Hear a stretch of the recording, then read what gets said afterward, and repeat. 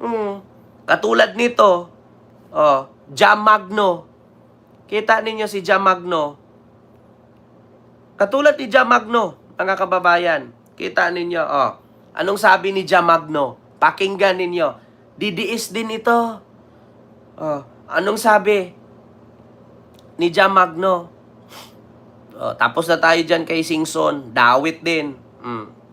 Kay Jam Magno tayo. Pakinggan ninyo, ha? Gumising na kayo. Hayaan nyo yung kulay-kulay.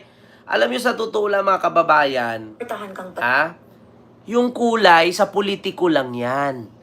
Pero tayong tao, nabubuhay tayo sa sarili natin. Bakit tayo magkakandarapat, magkakandabaliw-baliw dyan sa mga politiko na yan? Na pag nagutom ka, hindi naman lalapit sa bilhan kang bigas. Di ba? Ito, continue. Mali ang rason mo sa pagpunta sa rally sa September 21. Kung ang gusto mong gawin sa September 21 ay ipursige na si Speaker talaga ang may kasalanan ng lahat ng problema sa Pilipinas, mali ka na dyan. Kung ang rason mo sa pagpunta sa September 21 ay gusto mong ipalit si Sara Duterte bilang presidente, mali talaga ang kondisyon mo sa utak. Kung gusto mo at rason mo sa pagpunta sa September 21 ay para pababain si PBBM, mali yan, be. Kung ang pakay mo sa pagpunta sa September 21 ay para sunugin ang Malacanang at makikiinggit sa nangyayari sa Nepal at sa iba pang parte ng mundo, mali ang sayo, be. Kita Bakit nyo? ko sinasabi yan? Pakinggan Dahil ang kalaban ay ang korupsyon na kailangang magbago dito sa Pilipinas. Walang kulay-kulay dapat. Hindi ka sasama sa rally kasi galit ka kay Martin. Sasama ka sa rally kasi galit ka kay BBM. Sasama ka sa rally kasi galit ka kay Sara. Paano makukuha ang pagbabago kung puro ka na lang kulay? Magkakaisa kasi tayong lahat, putang ina ninyo. Di ba? Itabi nyo yung DDS kayo, itabi nyo yung loyalista kayo, itabi nyo yung kakamping kayo. Di ba? Yun dapat ang isipin ninyo. Hindi yung dilawan ka. Sasali ka doon kasi haharangin mo ang DDS. Putang ina. Walang ganun. Diba? Sasali ka sa rally kasi bakit? Pinklawan ka. Ayaw mo kay Marcos kasi magnanakaw. So ano pinaglalaban mo? Diba? DDS ka, ayaw mo kay Marcos. DDS ka, ayaw mo kay Romualdez. Kakamping ka, ayaw mo kay Duterte. Kakamping ka, ayaw mo kay Marcos. So, ano pinaglalaban mo doon? Paano natin masugpo ang korupsyon? Sinong ipapakulong natin? Paano kung lahat na yan, dilawan, DDS, at loyalista, lahat ng tatlo niyan ay puro sangkot sa korupsyon? Paano tayo taong bayan? Tandaan ninyo, yung tatlong kulay na yan, halos lahat nakaupo sa may posisyon sa gobyerno ngayon. Hindi ko naman sinasabi na lahat ng pinklawan or dilawan, perpekto. Hindi ko rin masasabi na lahat ng DDS, perpekto. Hindi ko rin masabi na lahat ng loyalista, perpekto na politiko. Paano kung lahat na, yung tatlong grupo na yan, lahat yan sangkot sa korupsyon? Paano na yung pinaglalaban natin? Yung tao ang nag-aaway, sila yung walang makukulong sa kanila. Bakit? Yung DDS ayaw pumayag na ikulong si Sara. Yung loyalista ayaw pumayag na makulong si Martin. Yung kakamping ayaw pumayag na makulong si Hontiveros. Asaan yung pinaglalaban mo na anti-corruption ka? Di ba? Ang korupsyon na dapat hindi tayo nagmamalinis kasi alam naman natin na hindi lang ngayon ito kundi talagang dati-rati pa. Diba? Kahit na siguro ikaw nung grade school, may ghost project ka din na dapat 100 lang yung babayaran, sinabi mong 200 sa nanay mo para kinupit mo na yung 100. Totoo diba? yan. Because ingrained na talaga sa kultura ng Pilipinas ang korupsyon. At wala kasing tumindig at nagsabi na talagang hindi na dapat ito gagawin. Ang kaibahan kasi sa ibang mga tao, pag ang inyong rason sa pagpunta sa rally sa September 21 ay para manggulo, please lang stay at home. Ikakamatay mo pa yan. Tama. Dahil sa totoo lang, ang pagpunta sa September 21 ay at pagtawag, pag-call out, ang pagpapakita na hindi na tayo natutuwa sa korupsyon ay para sa mga sarili natin, hindi para sa mga politiko na makikinabang dito. Oh. Ang kahirapan kasi dyan, galit na galit kayo kasi may mga rason kayo na hindi naman nakakatuwa. Tulad ng pagsuporta ng politiko na hindi naman dapat ang naging focus sa rally na yan. Tama. Galit kayo dahil sinabi ko na hindi dapat kayo nagsusuporta ng politiko para sa September 21. Bakit? Kasi dapat loyal tayo sa Pilipinas, be. Tama. Loyal tayo sa bansa natin na marami sanang pera, pero ang dami-daming magnanakaw. Tama. At ang malala pa dyan, hindi lang yung magnanakaw, yung mga nagmamalinis. Yung mga supporter na hindi ginagamit ang utak. Na just because sinabi ni ganito, dapat susundin para ka nang kumain ng tain yan, be. Tama. Sinabayan mo ng coke bilang chaser. Hindi dapat tayo ganun. Dapat gising tayo sa katotohanan na dapat may magbago kung gusto natin na may pagbabago sa bansa natin. Hindi si PBBM ang kalaban. Ang kalaban ay ang korupsyon. Tama. Kung kayo kasi hindi nyo alam ang pinaglalaban nyo, at ginagawa niyong kalaban si Speaker kasi yun ang may sabi ni Sara, o kinakalaban niyo si Sara kasi yun ang may sabi ni ganito, malibe. Kahit ako mismo hindi ko feel si VP Sara na maging presidente.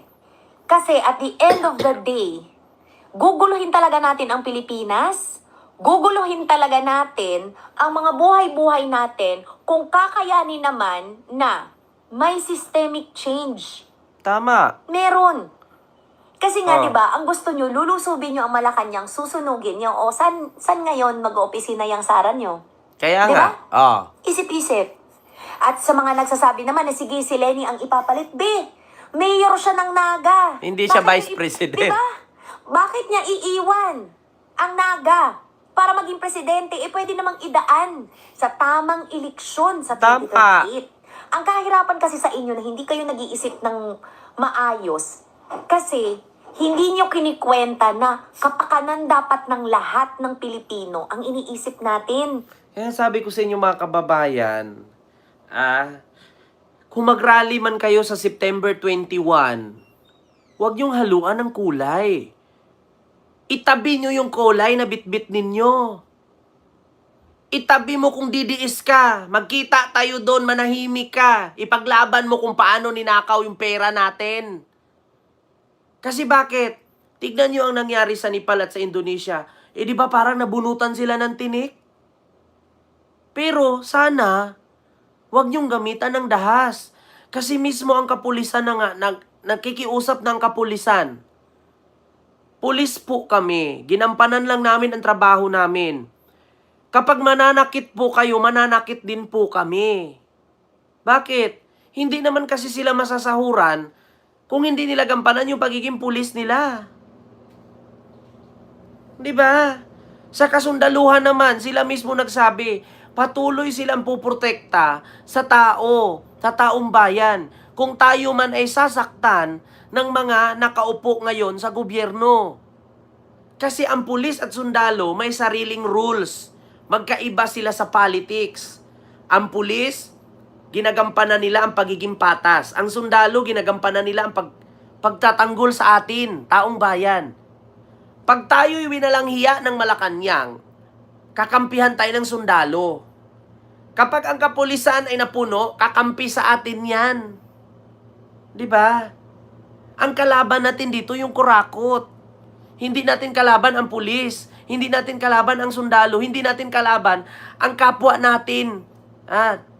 Pilipino. Ang kalaban natin dito yung mga politiko na nagpapakayaman mula sa pera natin. Diba? Yun ang totoo. Mga kababayan, Diyos ko, walang problema. Kahit tayong lahat pupunta sa EDSA, pupunta sa Luneta, punuin natin yung Luneta.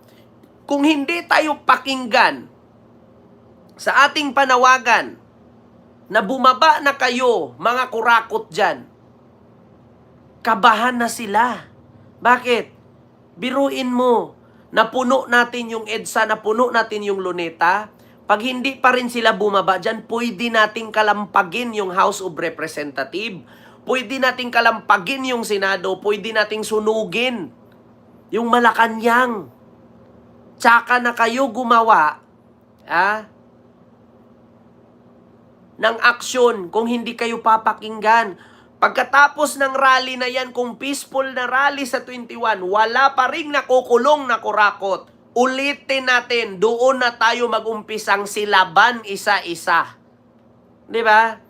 Kung hindi sila makinig sa ating panawagan, sana walang kulay, walang karatula, walang bandera na lalabas na ako kakamping, ako DDS, ako loyalista. Sana walang ganun. Di ba? Kung walang makukulong pagkatapos ng rally na yan, mag-rally tayo ulit, sunugin natin mula sa Senado, Kongreso at Malacanang. Ganun lang kasimple yan. Ngayon magpoproblema tayo sino maging presidente, sino maging senador, sino maging congressman. Wala na. Magboto tayo ng sarili natin. Katulad sa Indonesia. Mamili tayo kung sinong pauupuin. Di ba? Mahirap kasi mag-eleksyon, dadayain lang din naman. Di ba? Gawin ninyong peaceful yung rally sa 21. Kapag walang makulong pagkatapos ng rally, doon na tayo gumawa ng kilos. Silaban, sugurin, basagin, wasakin, sunugin. Yan yung mga gin na yan. Di ba? Imposibleng hindi sila magigising sa ganyan. Magigising yan, mga kababayan. Di ba? Take note, itabi nyo yung color na yan, ako mismo sasama dyan, maniwala kay sa akin. Gumawa kayo ng rally na peaceful. Walang mananakit sa kapulisan, walang mananakit sa kasundaluhan. Andyan ang pulis, andyan ang tao, andyan ang sundalo. Peaceful. Pagkatapos ng rally, after 1 week walang makukulong, magsama-sama tayo ulit, doon na umpisahan ninyong sunugin. Yeah? Doon na ninyo umpisahing pasukin. Yeah? Ganun kasimpol yun. Mahirap kasi. Tignan mo, nakikiusap na ang taong bayan. Pupunta na sa lansangan. Yeah? Pupunta ka na sa lansangan. Nakikiusap ka na. Tapos walang mangyayari? Good luck. Oo, totoo yan. Itabi nyo yung color, pupuno yung EDSA. Maniwala kayo sa akin. Itabi nyo yung dilawan kayo, pulahan kayo, DDS kayo, itabi nyo yan. Diba? Ganun lang kasimple. Kaya tignan nyo, mga kababayan,